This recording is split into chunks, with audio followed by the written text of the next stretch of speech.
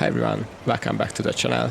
Today we'll continue the video series where we are documenting the happenings in our relatively realistically played Hungarian farming simulator server. Stay with me and I will show you the most exciting jobs we executed in the period, starting from October till the end of December of our fourth gameplay year.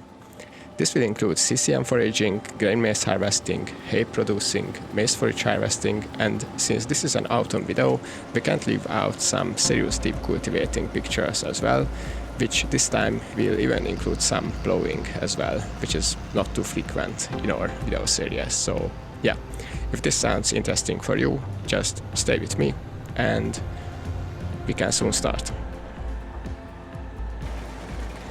And we will start with the continuation of the CCM forage harvesting. If you didn't see our previous video, you might be surprised what a strange equipment combination we are using, since attaching a regular combine harvester header to the Jaguar is not something you can see everywhere. This combination serves a very specific reason in our farm.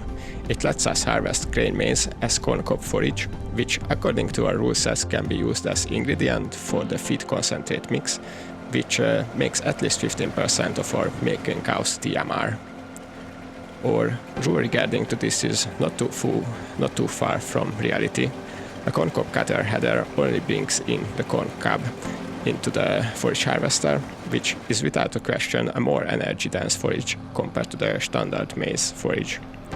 Since with this method we can harvest around 35% more from the same area of grain maize compared to the harvesting it with standard combine harvesters. This method will be our main way to collecting the grain maize from the fields in the future. This seems to be a good idea from financial point of view as well, since we don't have to hire the pig farms combine harvesters in the future. Although, if I'm being honest, we can't deny the fact that the harvesting speed/capability have to step up with 1 or 2 levels, because our Jaguar was struggling very much during the whole time. In good yielding areas, we were only able to achieve 7 km/h speed, which only lets us calculate an optimistic theoretical maximum of around 4 hectares per hour. And with this 4 hectares per hour acreage performance, it will be slightly painful to cover the continuously growing 25 to 30 hectares we are planning for the next year. Even if the forage harvester is kind of the limit, we have to mention that the transportation needs are way more comfortable with this kind of harvesting compared to the whole crop maize foraging. And I think we can say that the transportation needs are way more comfortable compared to the regular combine harvesting as well, since if we would hire purchase 2 combines from the pig farm, those 2 770 Lexions would produce a lot, and we weren't able to, transport the goods into our bins. So yeah.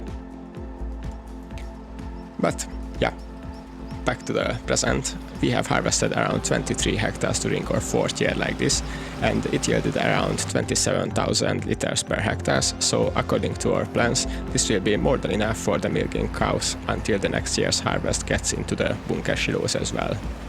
As you can see in the pictures, as we were way due over our planned tasks, we had to start our manure spreading and incorporating activities in the same field in the same time.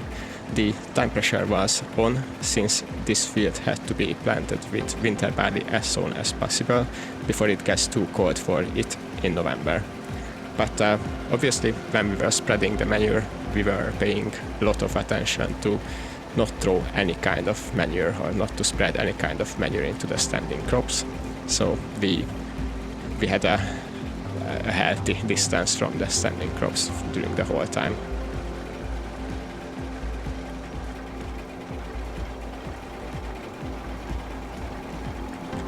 And now let's have an overview on how the pig farm harvested the same crop. The acreage performance was basically incomparable with these 2 770 class Lexions to our Jaguar.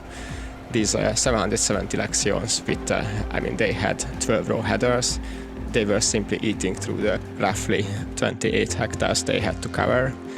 Here, actually, the logistic was the more serious task to resolve for the team, as these two combines together could achieve comfortably around 150-ish tons per hour maize grain harvesting. This basically meant that the Fendt with the auger wagon had to constantly be on the move. It really could only stop for emptying its trailer into the dedicated road delivery trailers and tractors.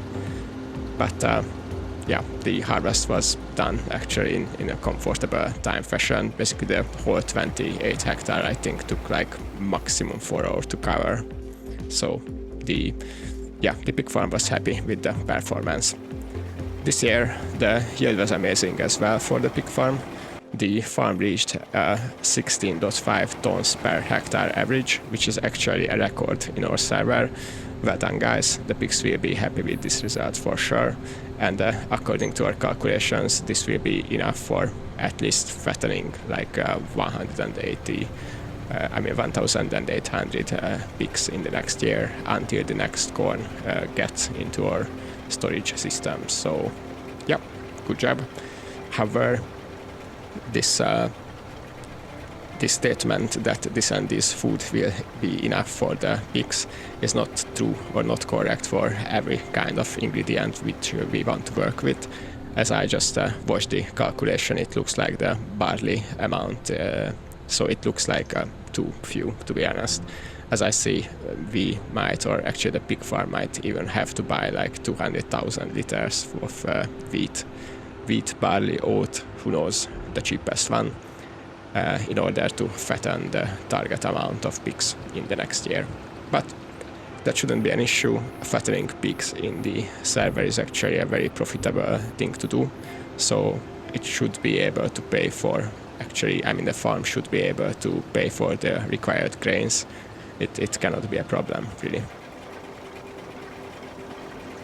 Furthermore, we can't forget the actual plans of the pig farm, that from the next year on, or at least they will try out the grinding of the corn grain or the maize grain with a CCM grinder. It will create basically corn grain grind, and they will ferment it in a bunker silo, very similarly how the dairy farm will do it. Just of course the amount of crops they will win from 1 hectare will be a little bit lower compared to us, simply because with the Jaguar we are chopping basically the whole corn cob, and they are only threshing and separating the grain maize, so the actual corns from the corn fruit or the maize fruit. Yeah. However, as you know, CCM systems or CCM productions mode is working like if you are grinding the corn, you will get a 25% bonus, and of course we wanted to add bigger bonus if you are cutting it with the forage harvester, so this is how it is balanced out. It's not necessarily realistic, but it will be fun for us. Of course, we can't forget that it will be a new purchase for the pig farm. They don't have at the moment any kind of bunker silos. I think they are already find a place for it in their yard. And of course the grinder has to be by boat as well. And if I remember correctly, some kind of silage addition or some kind of liquid has to be mixed with the actual corn grist in order to ferment correctly. But yeah, we will see that in the next year. It's just important to emphasize that from the next year, for the amount of goods they were able to produce by corn maize grain, they required 10 hectares, and from next year, if they are going with this CCM grinding approach, then they will only require 8 hectares. So they can grow the output of the fields, and effectively that will mean that the pig fattening can be more fluent, more easy to maintain and generate profit from.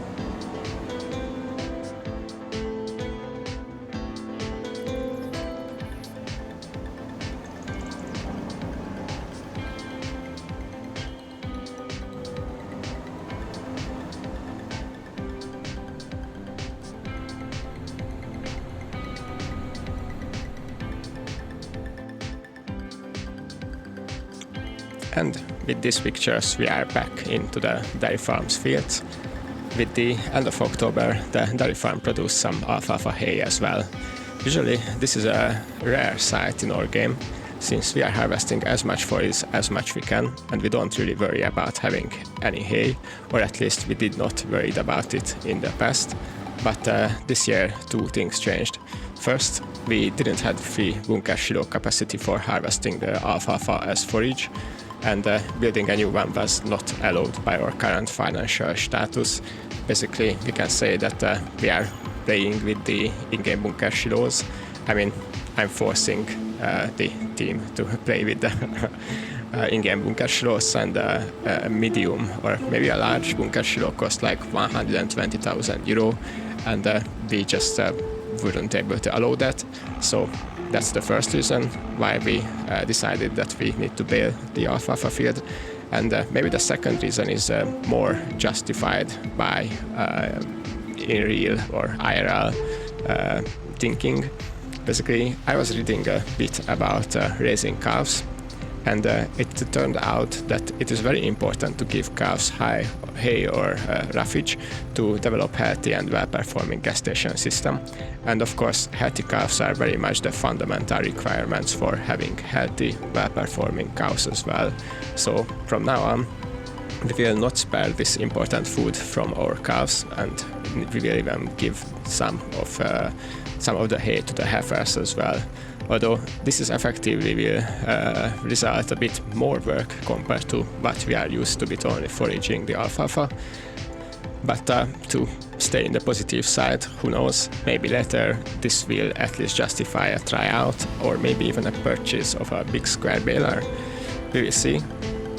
Currently, or at the time of recording, we didn't have any money about that, but of course having a chrome big pack or a class quadrant would be a very cool thing to do. And of course we are playing with the farming simulator because we want to drive big machines. So yeah, this is a good next step for us to improve. But yeah, we will see. But for now, let's just say that our green fruit growing strategy changes a bit. There is a high chance that our third cut will become hay from now on, and this will be true for even third cutting grass, alfalfa and clover, and basically this will result only to silage cuts. And I'm afraid this will mean some additional field buying requirements, or at least thinking on field buying requirements, because during the winter I think if we are just foraging twice from our green area, it will not be enough for the standard TMR mixture. As you know, or as you might know, the hay we can give to the heifers and the dry cows, but for the actually producing, milking cows, I'm exclusively giving TMR, because in this map those are producing that pays the best. You know, we are a professional, we are playing as a professional dairy farmers. Basically, we want to create as much milk output as much we can, and for that we have to give TMR for our cows. And in our system, the TMR is basically 85% forage mixture, which is one part energy forage, which can be corn forage or whole crop forage, and the second type of forage in the forage part of the TMR is basically the protein forage, and the protein forage is, I think, what we are usually cutting with a mower from the field. So any kind of green area, grass, alfalfa and clover. At least I categorized it like this. To me it makes sense. And this complete mix is the 85% of our complete TMR, and the remaining 15% is what we chopped the CCM before. It is basically the feed concentrate part of the TMR, and of course that is a very important part. And it's a funny thing that actually for that 15% we have to grow crops in around 75% of our complete acreage. So yeah, fine to think about it, but this is how a concentrate works, right? Huge amount can be produced from any kind of forage fruits, but for the same amount of grain you have to, same amount of grain in liters, you have to sow and harvest and work on way more field than for just 1 hectare forage.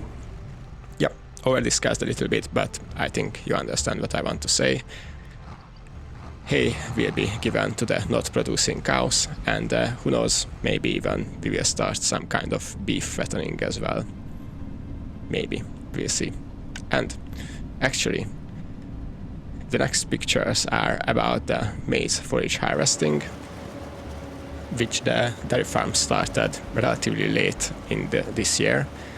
You could ask why the late starting, why the late beginning for the forage harvesting of the maize. But yeah, so normally we could harvest the maize forage, or actually we could chop the maize during the month of September or even October with regular April planted crops. But this year all of our silage maize was actually second crop. This means that they were all planted after wet dry in May, or even there was one field which was planted direct with a direct planter machine after the fodder piece in actually in field 143, if I remember correctly, 9 hectare area. It was an interesting thing to try out. I was looking after a little bit, and basically our peas were planted in March. From March till July they reached a completely harvest ready state. They didn't yield too much, but they left lots and lots of useful amount of nitrogen in the ground, and I was thinking that we will try out the VirtualTSZ direct drilling capability, and it looks like it worth it, because for November the second crop of the year, so the silage maize which followed the fodder pea, was actually ready to harvest. And when I'm saying ready to harvest, you have to know that in this Szalók map the silage maize has actually 3 harvest ready states. The first is the harvest ready one. If I remember correctly, it yields 70% of the normal capacity.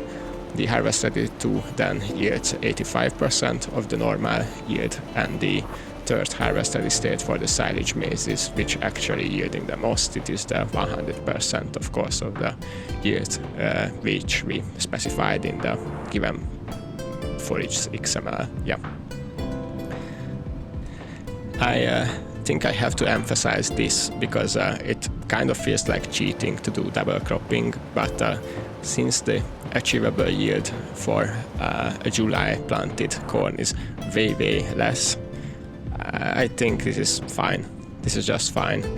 It gives us something to think about. It gives us possibility to grow both protein fruits and both silage on the same field. And to be completely fair, I think the soil had thanks for actually seeding any kind of nitrogen fixation compatible or nitrogen fixation capable fruits like beans or peas, or even soybeans as well. So it is good for the crop rotation, and we can harvest valuable ingredients for the TMR as well.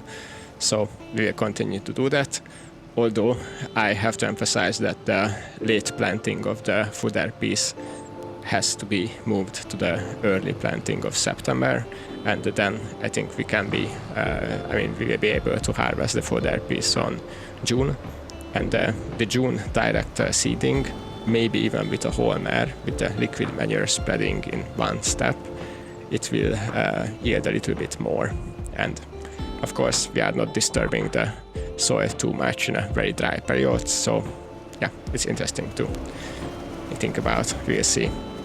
But as you can see in the pictures, the Jaguar had some engine issues, so it took us multiple days to harvest the 16.8 hectares of silage maize, which, by the way, yielded around 2.5 million liters for chopped maize.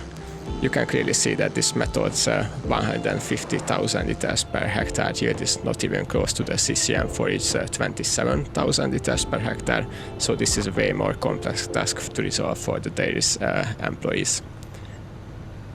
As you can tell, I'm always searching for or limitations when I plan for our next steps, and this year I can't ignore the fact anymore that the current Jaguar 900 became a serious capacity bottleneck, and it is a limiting factor here, so we'll see what we can do about it in the mid-future.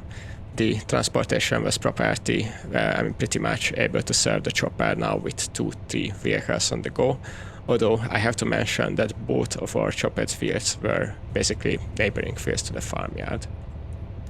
But during I said these things, I just noticed that we are back into the pig farm's field, and since the pig farm had nothing else to do during the November-December period than handling some deep cultivation, and because they had all the time in the world for this, they chose to plow as much field as they could, or at least as many the game highlighted with the plowing required flag. I can't blame them, since they wanted to try out both of their freshly arrived purchases. They bought a fresh 8360R John Deere tractor, which became the strongest tractor on the server, and the new semi-mounted Pöttinger plow as well. To be honest, we could all argue about the usefulness or maybe even the harmfulness of plowing, but let's face it, we all like to do it in the farming simulator, and that it won't hurt for the soil health for sure. IRL, this could be a different topic, right? Both pro and counter arguments in this topic have valid points. Pro plowers could say that you can save a lot of herbicide usage and effectively grow healthier crops by that. But counterparties could say that plowing actually causes deep compaction, mixes too much oxygen into the soil, which effectively results too fast disappearance of the residues, which, by the way, are mixed in a very one-layered way. But yeah, who am I to discuss about this? It's just interesting for me to think about these topics for sure. About the machines, I can't say too much. As you can see, we worked without GPS because, of course, the different plows had different work areas, and because these are both turn plows, we had to do a little bit more compaction in the headlands than it would be comfortable for me, because of course we are getting back and back to the same furrow or to the same direction in the furrow.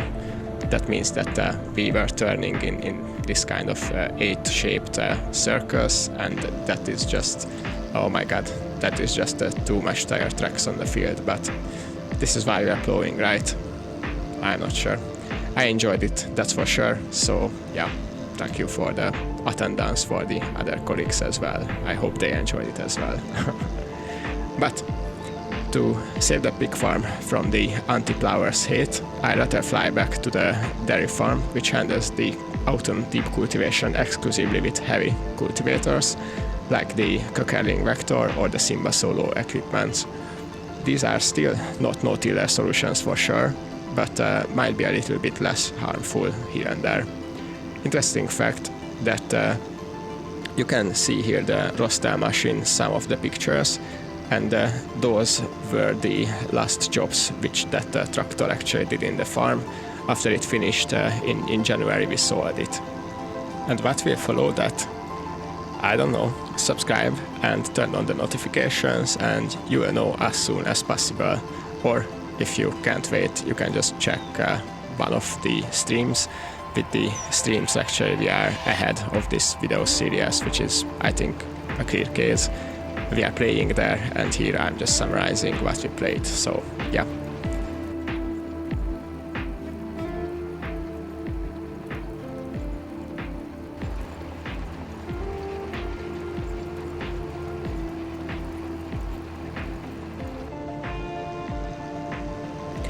And for the closing pictures, we are returning to the pig farm's field, where we could get a real-world performance comparison between the A360R and the 939 tractors, both pulling the same Agromass Grizzly cultivators, which are really heavy cultivators. They are very much comparable to the 4-meter Wäderstadt top-downs. And yeah, so this is a real-world comparison, so you could ask who is the winner. To be honest, it's a bit unclear.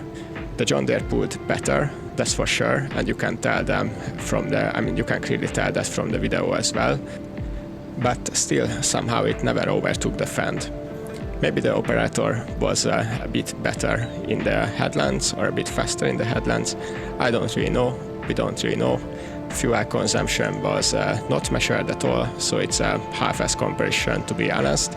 But our conclusion was basically that these two can work together pretty well. Their performance is pretty much on the same level, and we are happy with the purchase, that's for sure. But that was all for the 4th year. If you enjoyed it, press the like button, drop a comment, and feel free to subscribe for more. In the next episode, I think I'm planning a fresh introduction video about the dairy farm. Let me know if that sounds interesting for you, and see you soon. Have a nice summer until that. Bye bye.